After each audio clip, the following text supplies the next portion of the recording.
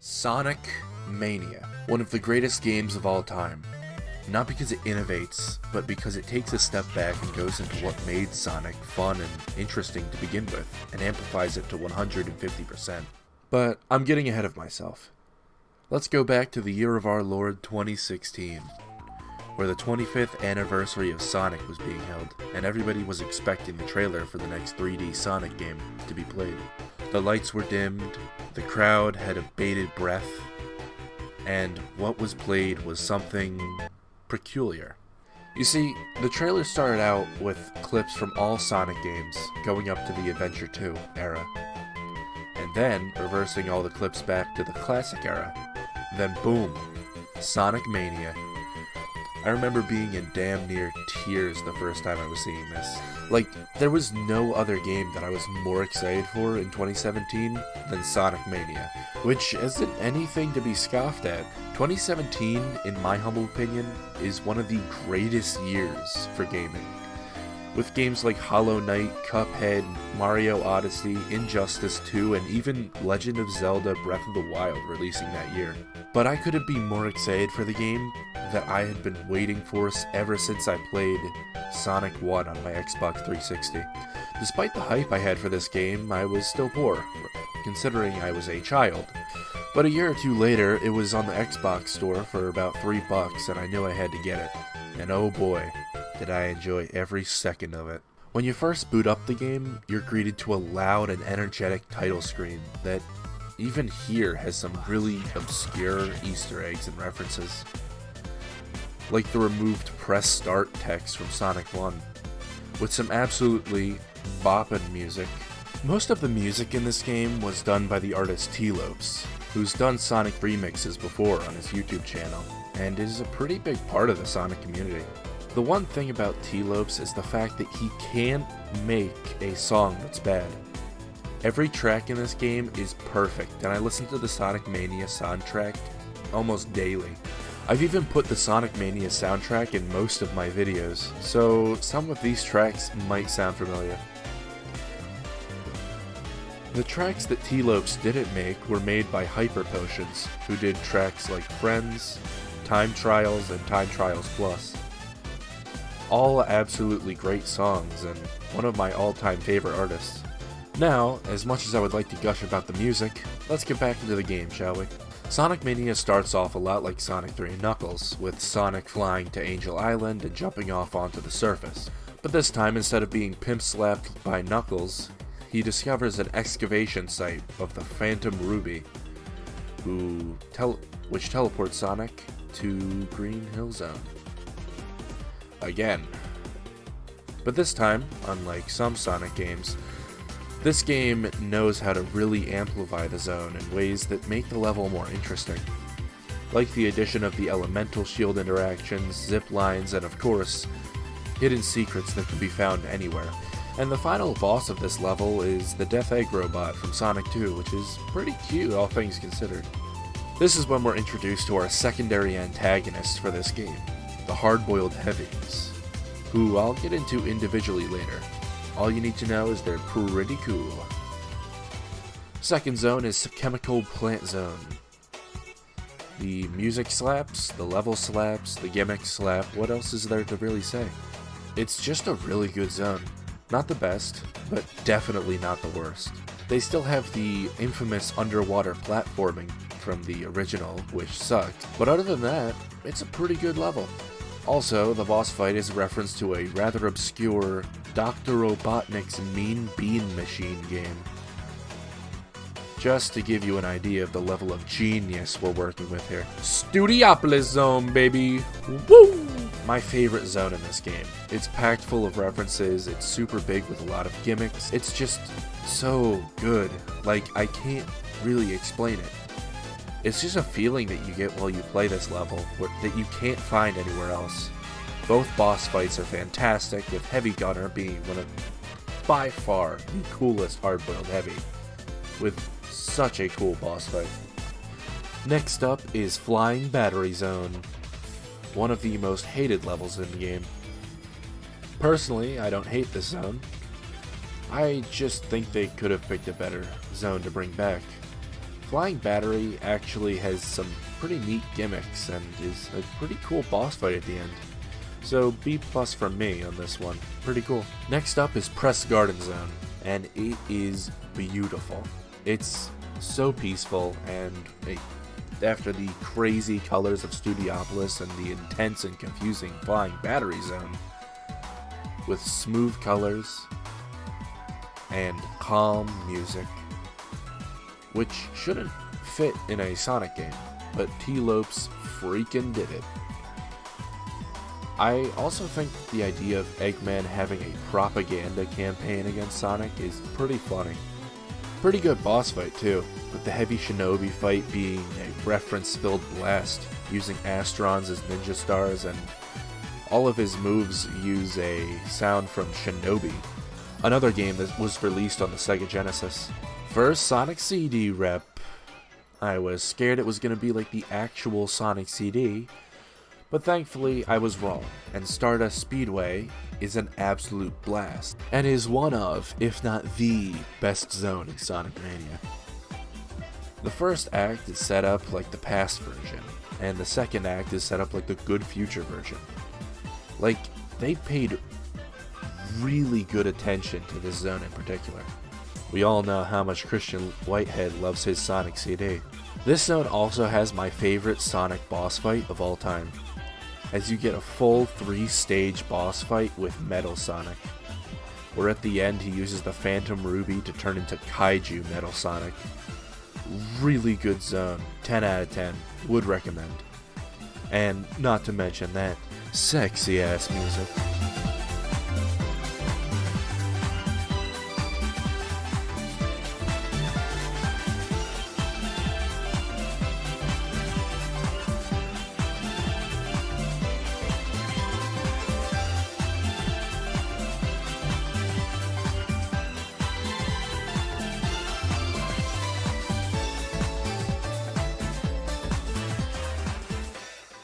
Next up is Hell.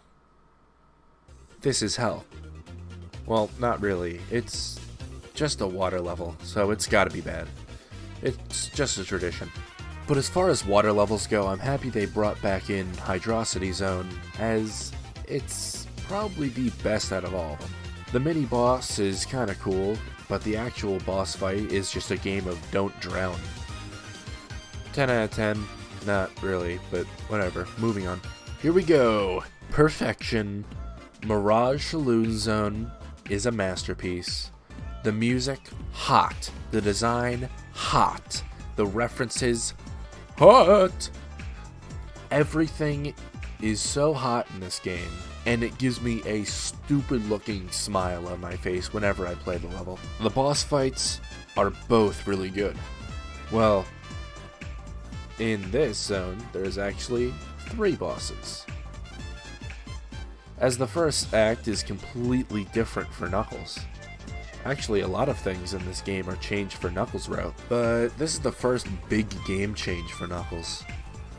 Also, the Heavy Magician makes his first appearance by turning into 3 very obscure Sonic characters, Fang, Bean, and Bark, that haven't been seen since 1996 in the obscure fighting game Sonic the Fighters, also known as Sonic Champions in the West, which is pretty funny and made me feel like that one picture of Leonardo DiCaprio pointing at the screen.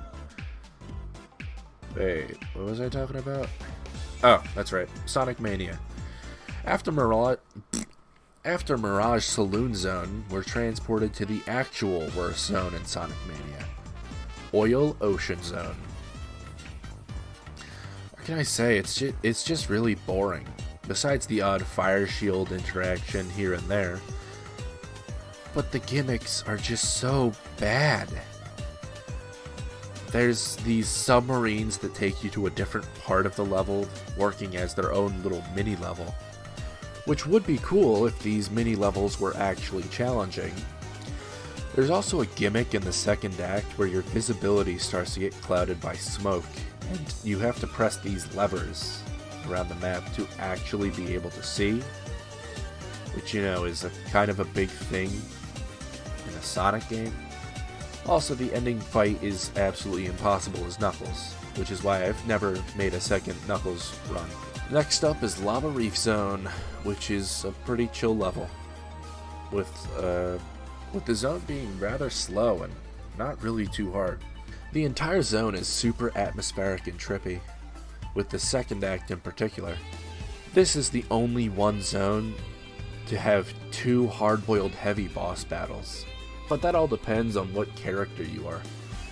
If you're Sonic or Tails, you'll fight Heavy Rider.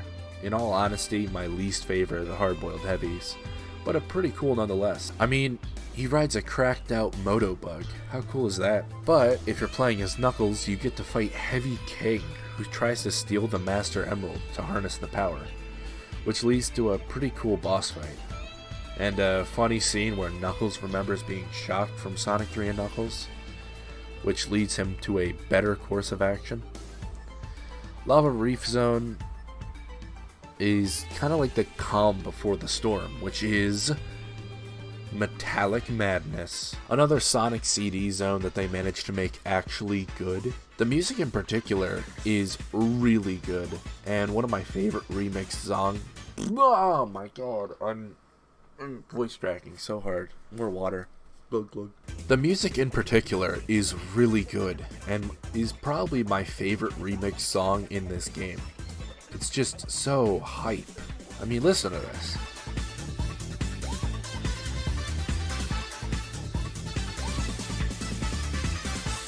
The gimmick for the zone is that there's shrink rays placed around the map, which turns whoever you're playing into as these cute little mini versions of themselves. The mini boss is actually the final boss from Sonic 1, and the final boss of the level is a vending machine where you fight the mini versions of the drill car and fireball shooter from Sonic 1 and 2, which is pretty cool.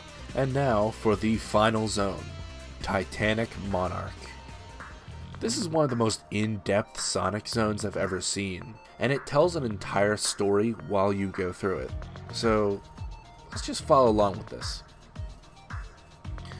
You start off in the surrounding area around the giant egg mech, where in the end you walk into where the head is. After the mini boss fight, you're taken up on the scaffolding around the mech.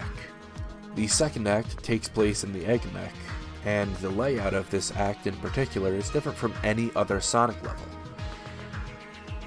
You go in this main hub area where you go through these portals, and you can enter any of them in any order you want, which each portal representing a different limb of the mech. Finally, after defeating the limbs, you have to take out the head, where Dr. Eggman sits in a suit that seems to be the brain of the mech. Truly awesome storytelling through nothing but gameplay and some speculation on my part. Good job, Sonic devs. The final boss fight is also really cool, with the good doctor sending you to go fight the hard-boiled heavies one last time. And all in all, this is a great final boss. But maybe, just maybe, there should be more. You see, if you get all the Chaos Emeralds, you can get a final secret boss called Egg Reverie. After Eggman loses, Heavy King decides to take all the power of the Phantom Ruby for himself. So, Sonic has to go supersonic to try and stop him. And dear lord, this is one hell of a ride. Everything seems so epic. Like, Eggman and Heavy King are fighting over the emerald while you're trying to stop them both. And the score for this boss fight in particular just feels like the final battle of an anime or something. It just all comes together to make a truly great final boss battle that feels really unlike anything else the Sonic series has ever done. In the end, Sonic uses the Phantom Ruby to escape the exploding egg mech and into the future, just in time for Sonic Forces. Yay. As much as I truly hate Forces, this really doesn't ruin the ending for me. Everything still feels deserved, And in all honesty, it makes Forces slightly better, which is hard to say, but it's true. Well, that's Sonic Mania, one of my favorite games of all time. I can go into all the extra bits, like the fact that there's an and Knuckles mode, where Knuckles can tag along as any character. Yes, including Knuckles. Or I can go into Sonic Mania Plus, which added 2 new characters, an extra level, and a new ending. But to be honest, this game doesn't need all of that. This game was a passion project made by 3 dedicated fans, and the entire Sonic community as a whole. You can tell that there was time and care put into every single pixel of this game, and it helps to make Sonic Mania like there hasn't been in years. So, to Christian Whitehead, Headcanon, Pagoda West Games, T-Lopes, Hyper Potions, SEGA, and all the other programmers, artists, designers, and producers I didn't mention, thank you. You all made a game that constantly puts a smile on my face whenever I see the seizure-inducing title screen. Thank you all for the love you poured into this game and made it something special.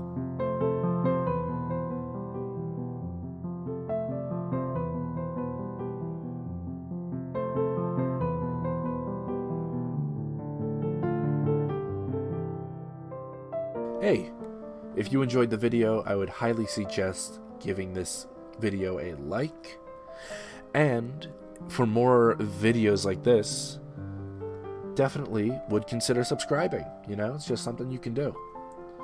But that's going to be the end for me. Thank you all for watching this small passion project video that I've been working on for a couple of months now. And, yeah, goodbye.